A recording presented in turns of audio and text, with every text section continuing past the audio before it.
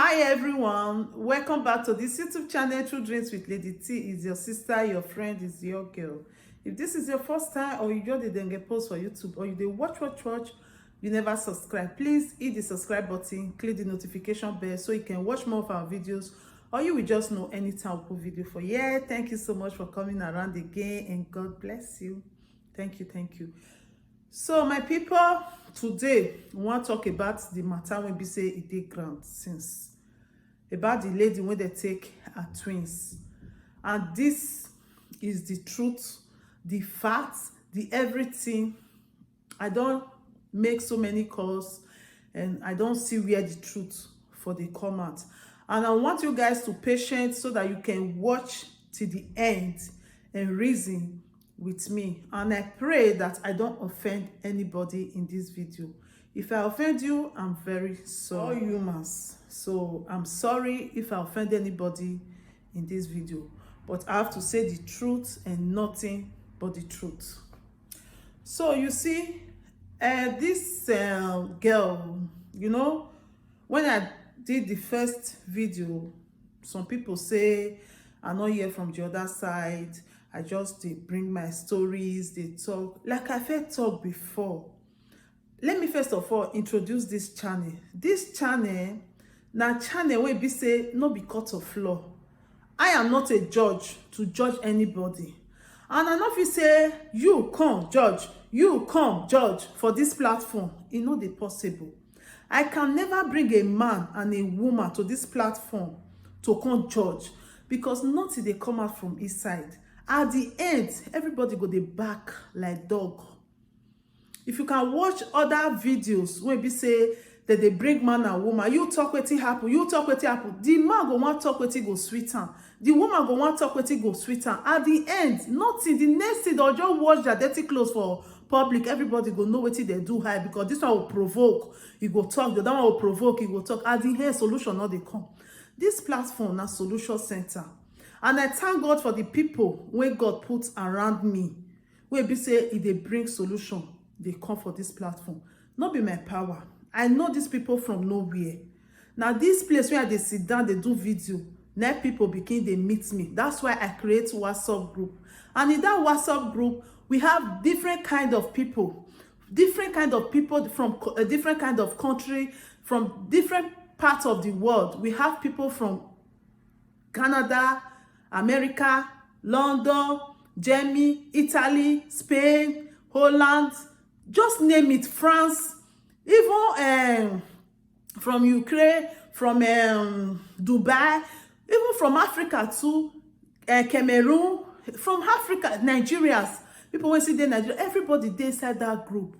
Not be me put them for there. I don't know them. Now they God now direct they come meet me, and God is using them so well, because any video I do for year, you know the end for year, with the kind of go the group, and that group not be profitable something. Now it's like a charity, but not be charity when they give money, but now charity when they help for person's situation, person problem. Because for this platform, we they talk about what they bother you.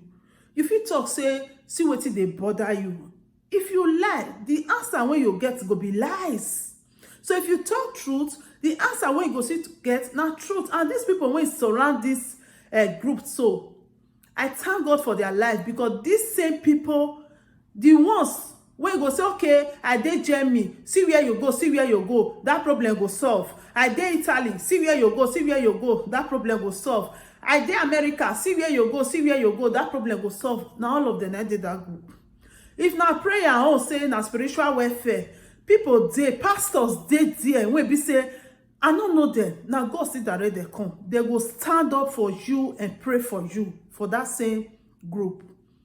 If na medical issue, say na medical problem, say na that problem you get, say somebody doctors dey there when go tell you say see how you go about it, see what you go take, see what you go do. If na traditional medicine, people did there when you go stand say see the kind of traditional medicine when you go take. Now so that group now it be, and now through this platform now that group take create, and the people when did there now God bring them come, because I don't know them before, and now they volunteer say Lady T, I love what you are doing. I want to be part of this your program. I want to be part of this your fight. And I thank God for their life. And ever since we have been handling issue here, we never get problem with each other. And you know, say, when they say, me only one person they talk. Sometimes I dey settle husband and wife. If I don't say it don't resolve the man and the woman, I know they say Mona come talk am for this public, for this platform. No, we dey do that one outside this platform. Me and them. If I was okay, you wetin happen? I go fit talk. Sometimes I dey fit settle them. Sometimes I know they fit settle them because to settle two grown-up adults, it dey hard. Because if this one talk, you go carry stick. If the other one talk, you go carry stick. I know that when it happen.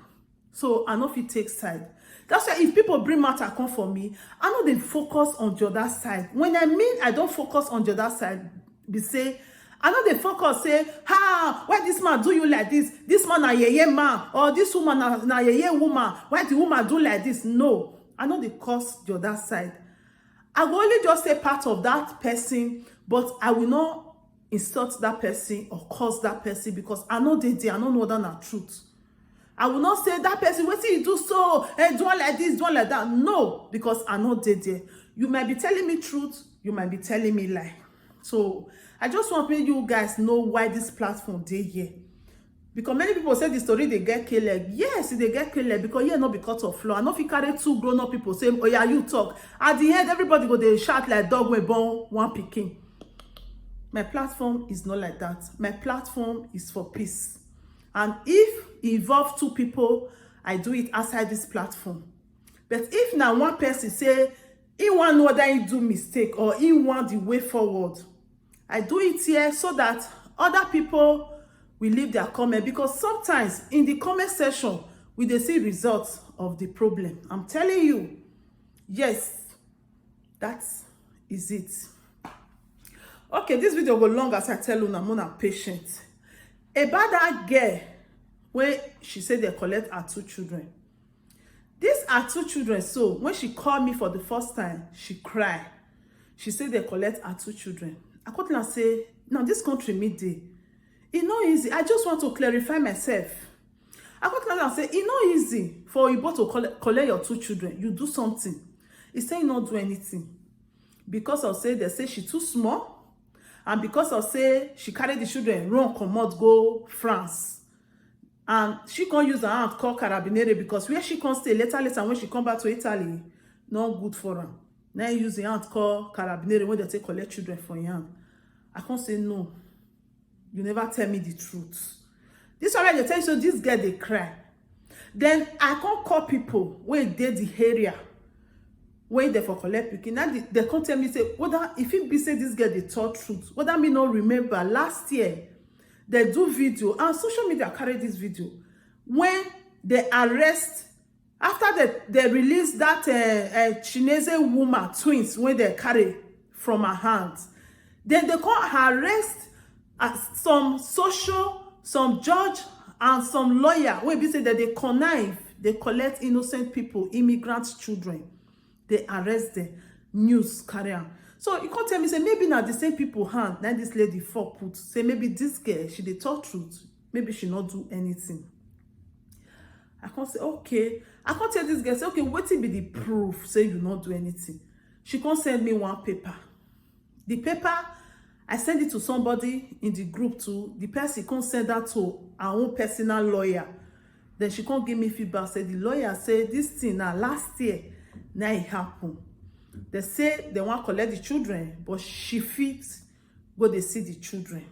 Because of what happened, they don't write everything for the paper. Now I can tell the girl, say, this evidence is not rich. Then the girl can send me phone, voice conversation when she, with where they put her after they collect the children, where they put her, she can send me the voice conversation when they make, and I go play the voice conversation for you. I don't say I accept. I feel get fault. I get blame. I'm not perfect. I cannot say I'm perfect. Fine, I get faults. So make I play the voice record when she's forward to me their conversation to show say now because say she carry the children go France, now make the take am for her hands. So I not play all of them because it's long, but I will cut them.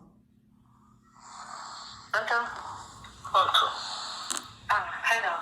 Stella. Dear me. I've just spoken with Sister Carmen about you. Oh, yes. Our night was not nice without thinking of you up there and not at home. Where are you, dear? Stella? See? Hi. Are you sleeping? Me? I am really afraid of you guys. I don't want to die before my time. I am really, really, really afraid. This is almost 3 weeks. There is no solution about my children. I did not commit any offense. I did not do any crime. I did not steal. I did not find myself on the road. I was with you. I'm still thinking about this.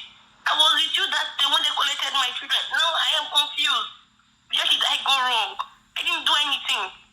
I didn't do anything. You know, I didn't do anything.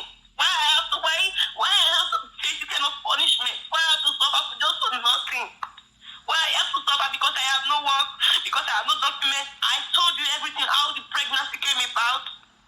I just said you, I put my life in your hand. When I speak, you think I'm not normal? I am normal.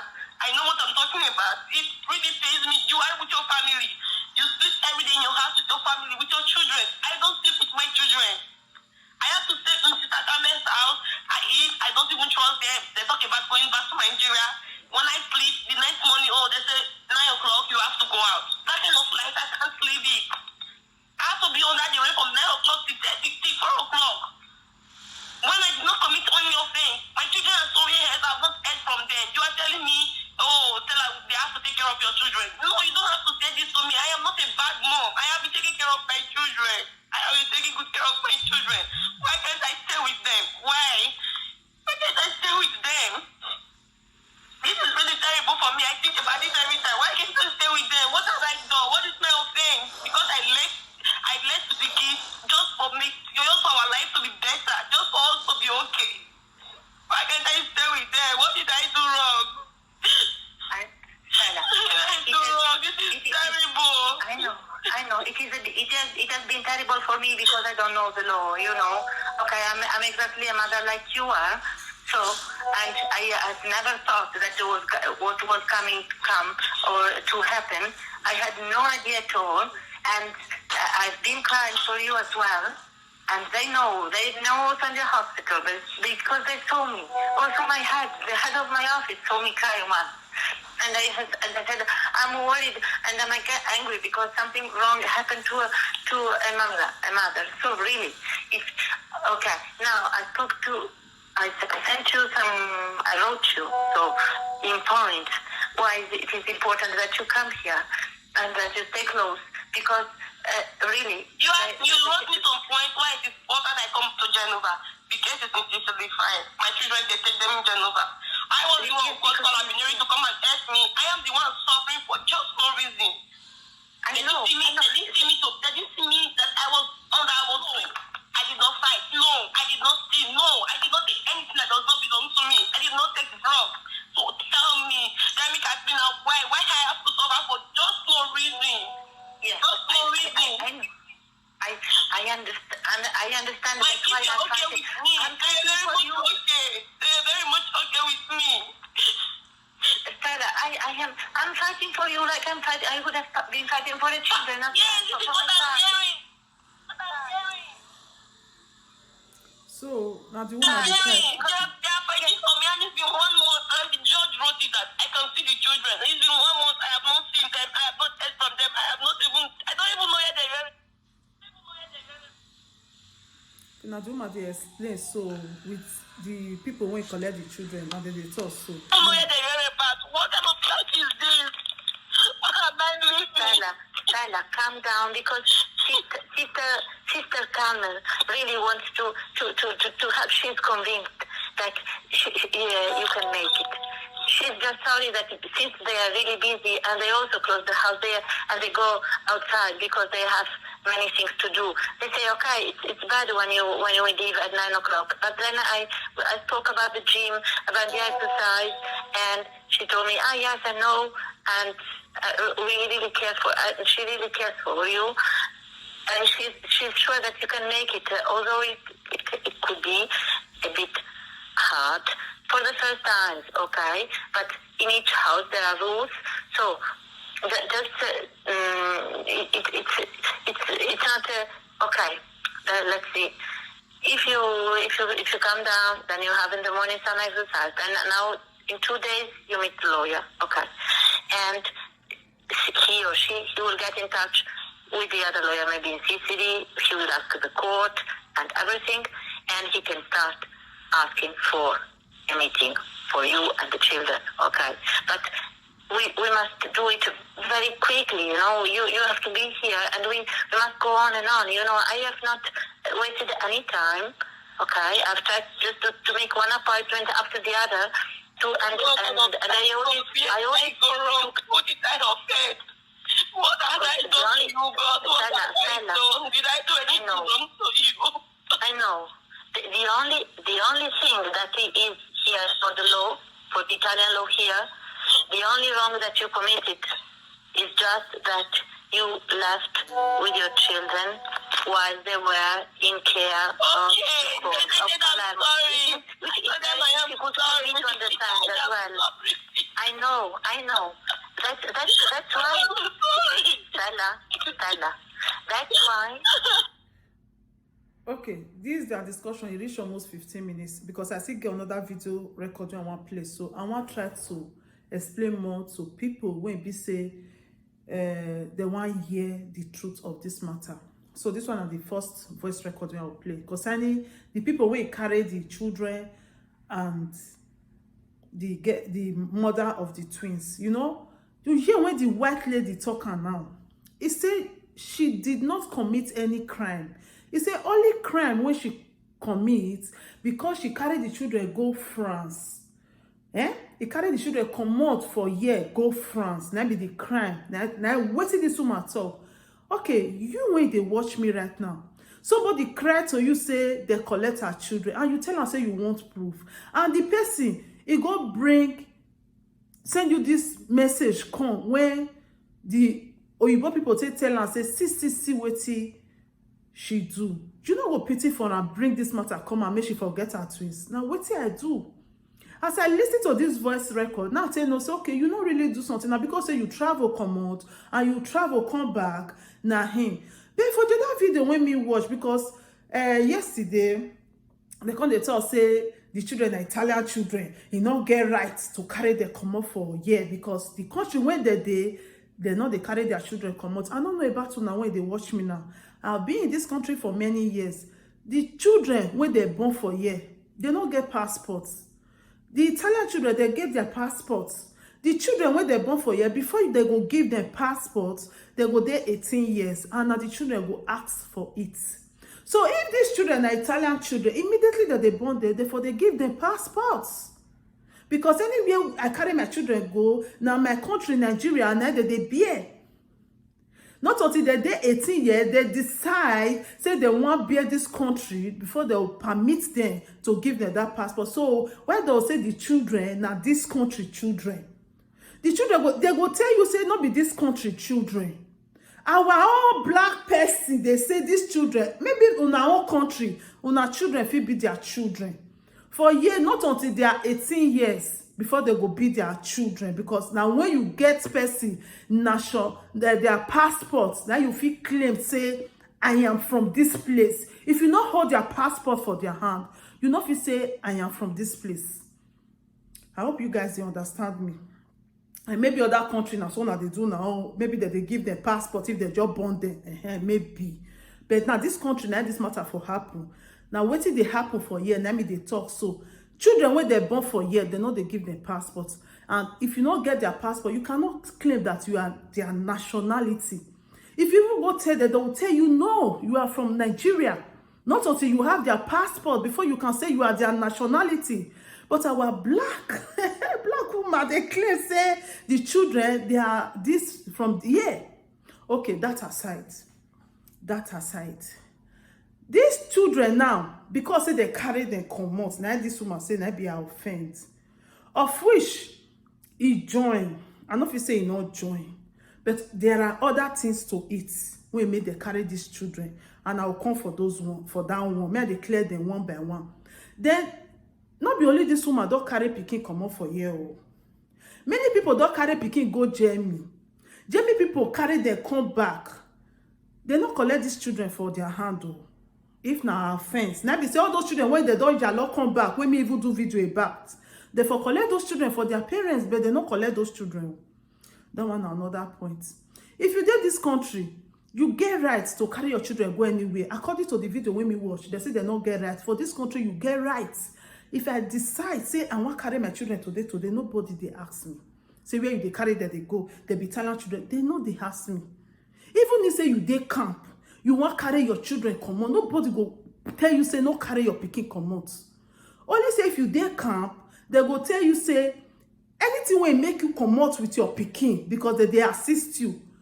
If anywhere you go not good, if you come back, we not go open door for you, but you are free to go. I don't know that they understand. Okay. I don't know that they understand me. Anybody when they are Aduro house, he get pikin. He can't say he want carry pikin come out. They know they vote the whole land. They will tell you say no problem. You can go, but if you come back, say where you go not good, we not go open door for you. Now what did they tell them be that? Those who are not their Aduro house, many of them, their children they Africa, they go school. They come for holiday. So now when they want to renew their documents, now they go bring their children, because for this country, if you get paper, you get pikin, and you born the pikin for a year. If you want to renew, if you not bring your children, they not go renew your document for you. You never tell when they ever put that law. If not, they be they renew. You understand? So I just try to clarify that place because of the video where I watch. I don't like I watch the video from beginning to the end. That one now, I don't clarify that part.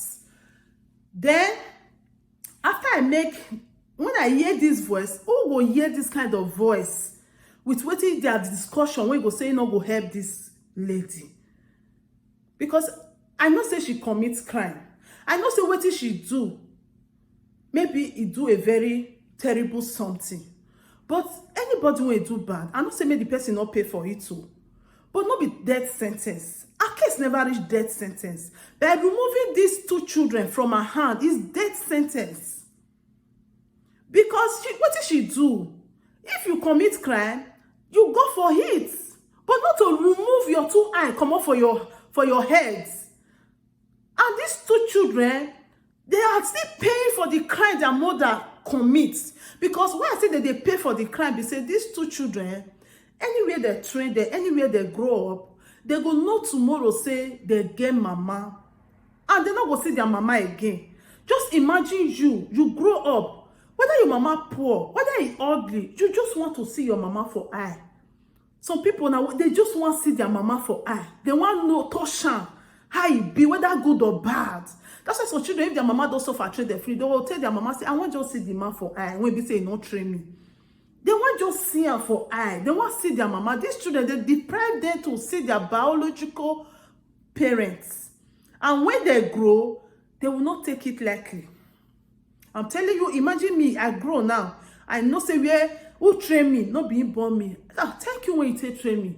Even though say you say my mama bad or you not good, I want to see her for face. Then you can't tell me say my mama not get where I want for see her. I will not forgive you. I'm telling you. I will never forgive you until you show me my mom. Even if she is wicked, I just want to know her.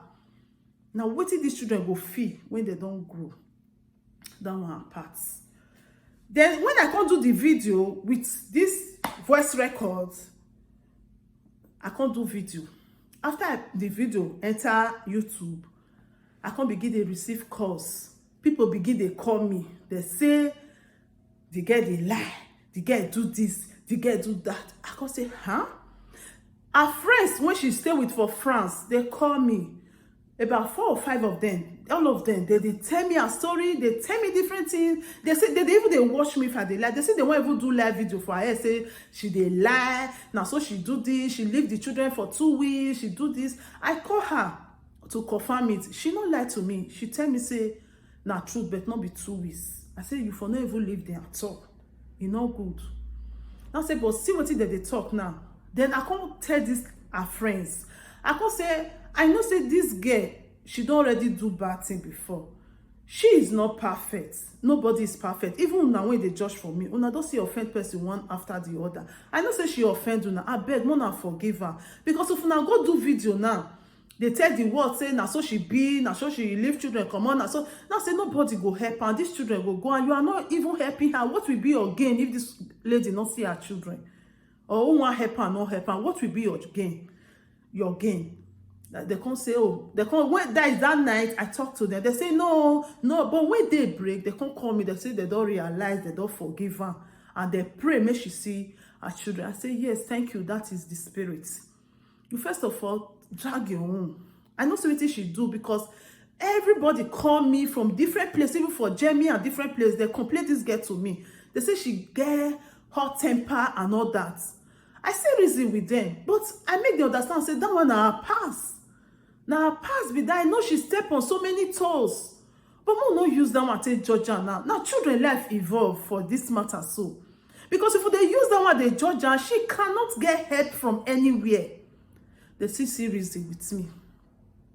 Before they come the wire video come for me, say she don't go live video for another place, so this and this, so that and that, so Lady T, she not tell you truth, so Lady T, she lied to you, see the person when you dey pity for, see. I say no problem. Make I sit down, make I watch the video, may I hear what she talk. When I listen to the video from the beginning to the end, I don't see any different from what she talk. Now what she tell me, now she talk for there. I tell you now, say, he say now one night stand. Now so she still talk for there. I tell you now, say, he say no love the Ghana boy. Now so he still talk for there. I don't know the difference when be say she still lie. She don't lie. Just that the Ghana man come bring more light to it. Of which, what did the Ghana man talk for there? Not truth. That Ghana man, me and I don't talk. I will play some of her voice record for you. That be the second voice record. I know say you don't talk well for the other side though. But I will still play a voice record for you so that una will understand me before I will tell you now. Yeah, they hear you.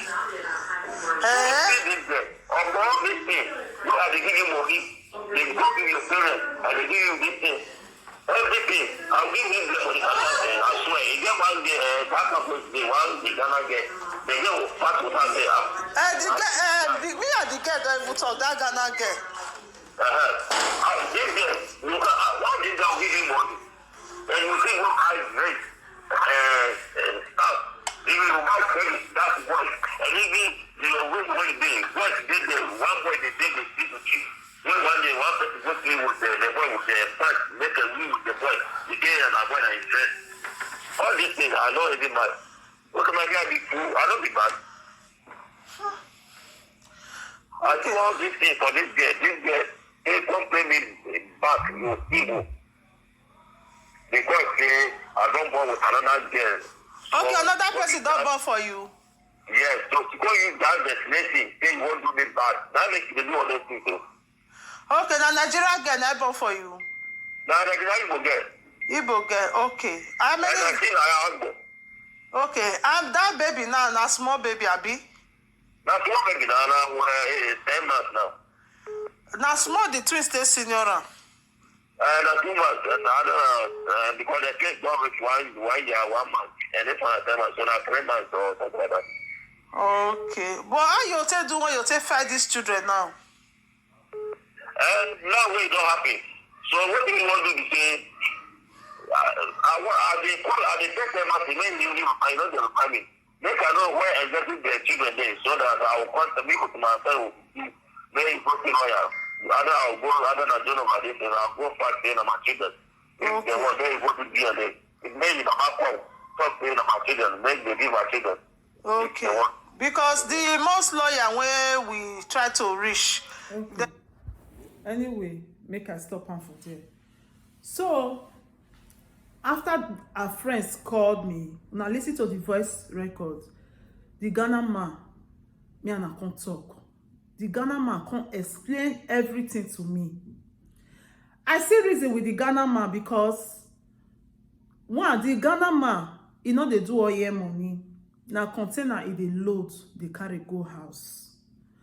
And I know some people for Palermo, and this Ghana man a popular person for Palermo.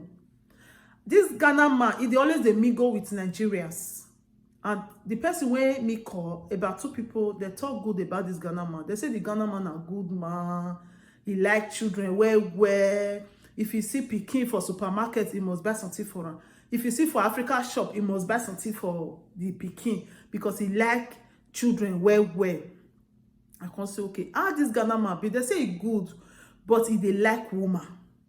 Women, they follow and well. You understand? I can't say, okay. So, you know, say, sometimes I blame this mama twin, so not be say I no blame her. I blame her well because what did she do?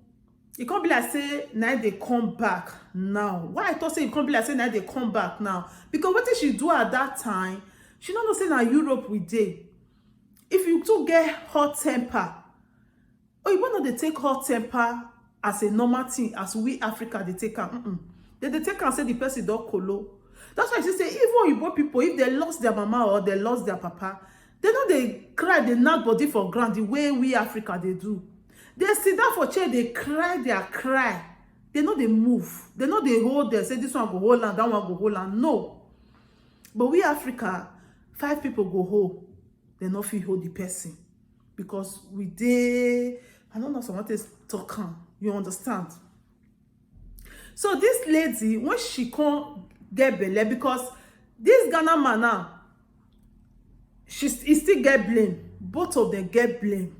Both of them get blame because I can't reason, I can't sit down for the both matter. I can't say both of them get blame.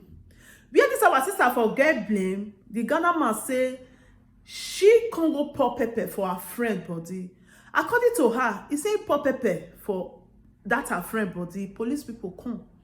And you know, say this kind of people, this kind of matter, they know they take her easy. Because they know they take her say na hot temper, they feel say na colo. Now that reason, they can't take change her. Come up for where she did, go another place. And the place where they can't kind put, it not can't be like normal house. It can't be like Caritas house where we say they watch you, they watch what you they do because they feel say you know they normal. May you not go do another thing again where pass that one to anybody. So now so they can't take change her direction. And when she can't there, now there she can't hear say, you know, she can't not say another person don't get belle for this Ghana man. And this Ghana man, he dey care for her. The man say he dey care for her because he tell her, say, no worry, I go dey give you 200 euro every month. He say, of foolish, he dey do. I know they dey on her wetin he talk. He say he dey give her. Because person when me still call, they say the Ghana man no stingy. So he say he dey give her. So you know, say where this Ghana man for get fault, now the second person when he can't get belle for her. You understand? No matter what, once 2 people don't born for man, that man heart, it don't share into 2. It cannot be one heart again because one they decide, one they decide. So this mama twins they decide, and the other woman they decide, and they are both Nigeria ladies. So he can carry that one put for house. Mama twins can't they outside.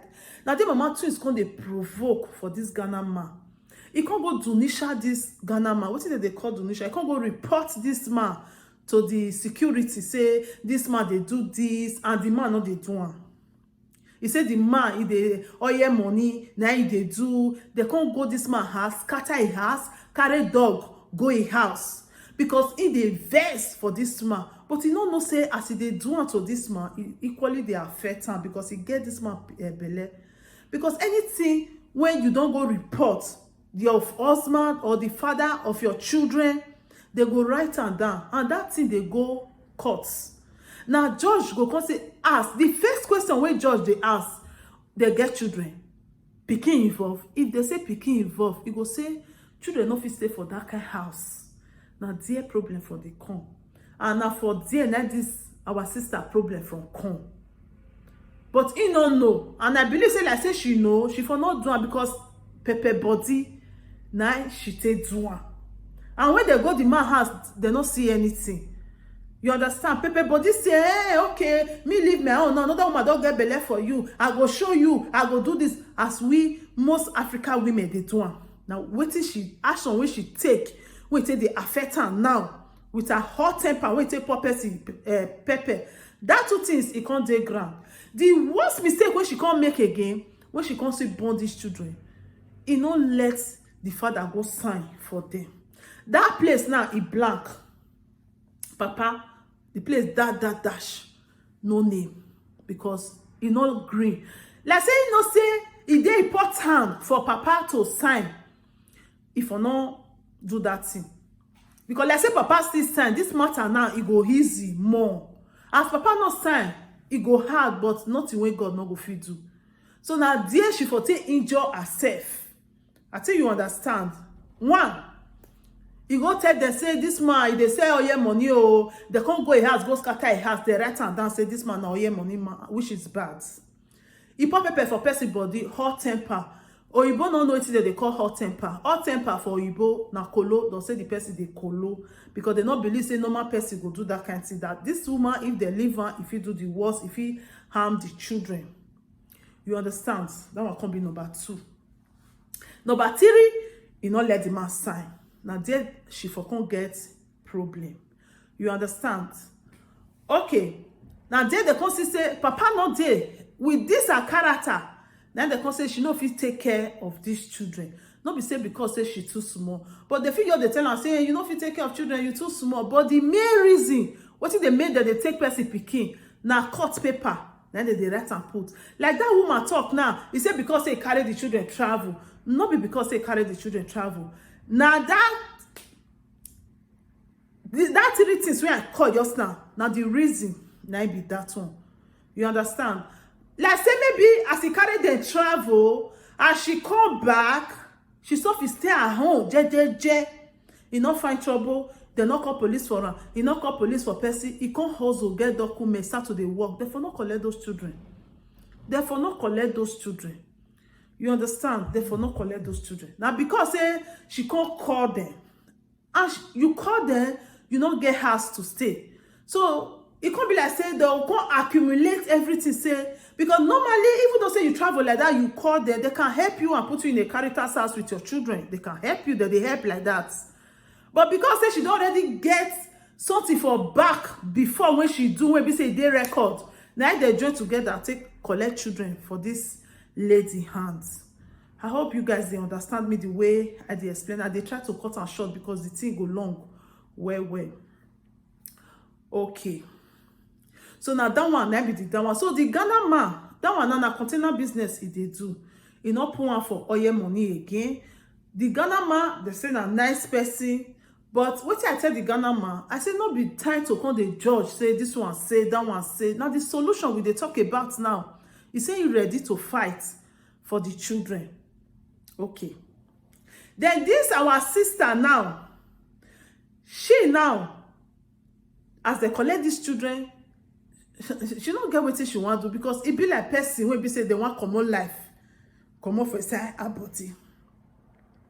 But for the video when we still watch yesterday, and they try to bring out some points come out because in short, the video when we can see watch, they can say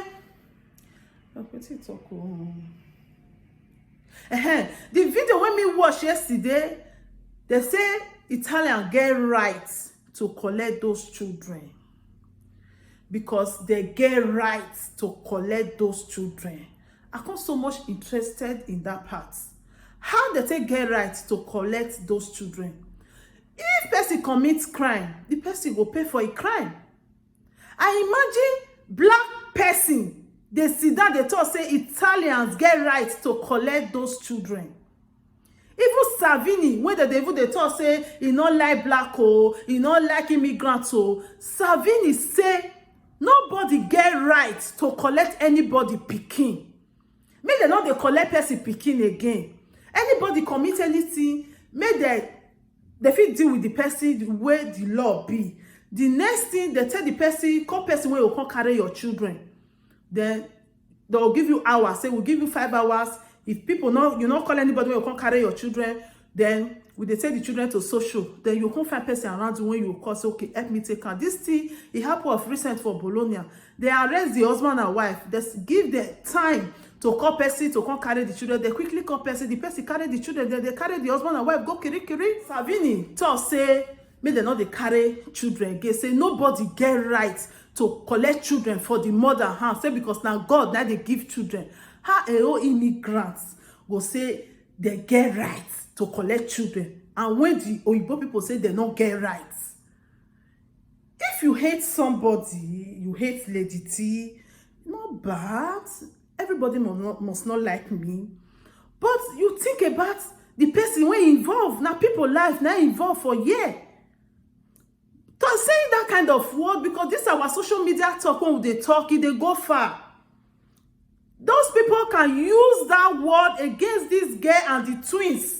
They can come out and say, even their person even say they get right now. Yes. We are not talking. I know say this girl don't do bad. I know if he come out, I quarrel with this girl for waiting. They say she do fine. But if I come out for my first video, if I come out, come to say, now so the girl do like this, now so the girl go get help. Those one go bring the children come back. If I say, okay, now so you do like this, now so you do like that, those one go bring the children come back. Oh, want help the girl, go get mine to help the girl. The girl say, I'm sorry. She said she don't know. She's sorry. Nobody is perfect. If you know you are perfect, cast the first stone. Cast the first stone if you know you are perfect. Nobody is perfect. You cannot just say the Italian get right to collect these children. When you are immigrant like this person, you are a mother, you know what it is to carry pikin. Imagine me, somebody taking away my children from me. How do you expect me to feel? The children, when you never know crime, when I commit, not be the mother they suffer alone. Not the children, no matter the joy when they'll give those children for that side. I'm telling you, they are still feeling their mother. That's why Savini say they don't get right to collect children from mother hands. But our immigrant people say they get rights. What did the children do? How will other people come and help this person in this condition now? When they watch video and see how they say, now so the woman do this, now so the woman do that, how will somebody come and say, okay, let me help this person? They not go help. Because they say now she use her hand cause what she do. Fine, but she says she's sorry. She says she's sorry. I must not bring everything to my platform. I don't like condemning people in my platform. I know people will say, I they take side, I they do this. I don't like condemning people in my platform. Because I am not perfect as well. I'm not a judge to judge anybody.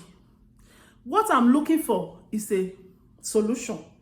I'm not a judge to come and judge you. You did this, you did that. No. Way forward, solution, results. Nah, him. Nah, day here for. That's why I beg those girls, say, if you now do this video, this girl not go get help again.